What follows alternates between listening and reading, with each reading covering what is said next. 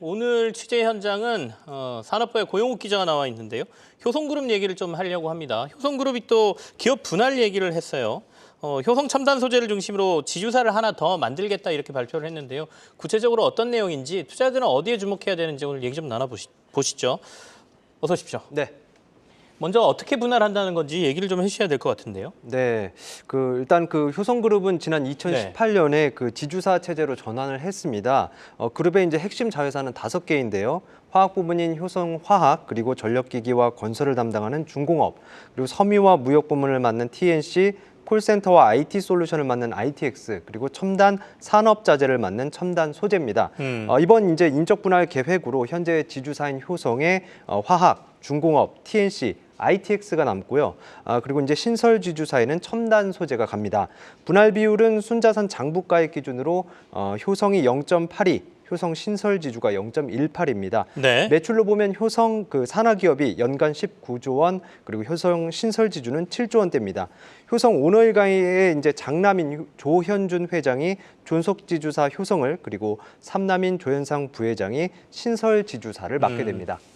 이게 매번 물적 분할, 인적 분할 얘기 나올 때마다 헷갈립니다, 사실. 네. 인적 분할이니까 주주 구성은 이제 그대로 유지된다 이런 얘기 되는 거죠? 네, 맞습니다. 이제 효성 지주의 주주라면 이제 네. 효성 신설 지주의 그 주식도 갖게 되는 겁니다. 지분율은 그대로 유지가 되는 거고요. 예를 들어서 이제 효성 지주 100주를 갖고 있다 이런 이제 주주시면은 조금 전 말씀드린 그 분할 비율에 따라서 82주가 되고요. 대신에 이제 효성 신설 지주 18주를 갖게 됩니다.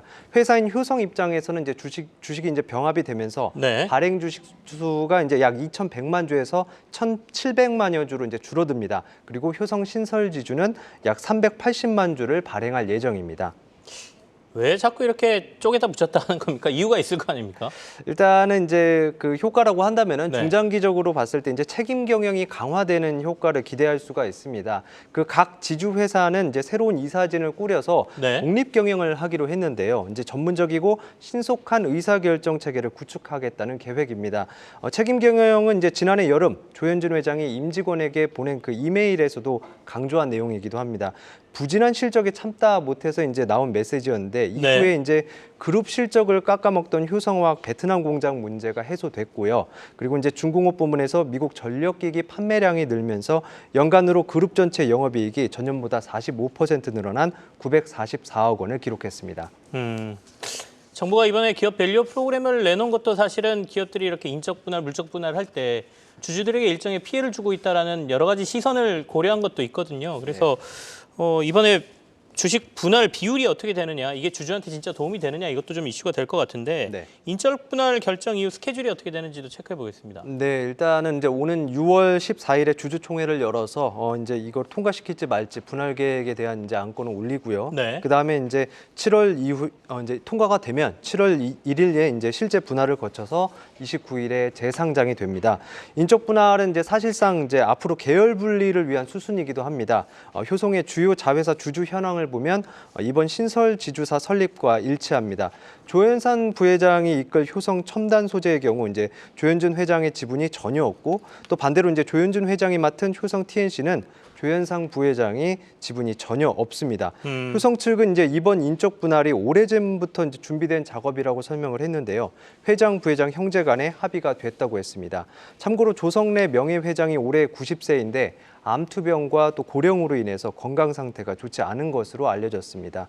앞서 10년 전 그 형제의 난을 겪으면서 내용에 시달렸던 만큼 그 후일을 생각해서 이제 명확하게 교통 정리를 하려는 것으로 볼 수 있습니다. 6월에 이제 주총이니까 이 안이 통과되느냐를 봐야 되고, 또 국민연금도 아마 주주일 것 같아요. 아까 네. 스튜어디스 코드 강화된다라고 얘기했는데 또 어떤 결정을 내리느냐, 지분 관계를 제가 정확히 몰라서 얼마나 이제 국민연금이 안에서 역할을 할 수 있는지도 봐야 될 것 같긴 한데요. 네. 근데 오늘 주가 반응만 보면 효성 주가는 하락세고 첨단 소재 같은 경우에는 오름세인데 엇갈리는 이유가 있을까요? 네, 일단은 그 효성그룹 인적 분할과 관련해서 네. 대신증권에서 보고서를 냈는데요. 이제 정리하면 이제 분할 전후에 달라진 것은 없는데 그 계열사의 부진한 실적과 또 효성화학의 증자 참여에 따른 불가피한 결정이었다는 시각입니다. 또 이제 지난해 결산 배당금을 3,000원으로 발표한 것도 지적했는데요. 3,000원은 2019년 이후 5년간 가장 낮은 금액입니다. 네네. 반면에 이제 효성 첨단 소재의 경우에는 신설 지주사의 주력 기업이 된다는 점에서 이제 그 오름세를 띠고 있는데요. 하나증권에서 보고서를 냈습니다. 효성 첨단 소재의 본업인 타이어 보강제 수요 회복이 시작이 됐고 또 지주사 분할을 통해서 그동안 이제 계열사 지원 등의 시장 재무 구조와 관련된 우려는 완벽히 종식됐다고 평가했습니다. 앞으로 그럼 지켜봐야 될 이슈가 좀 있습니까?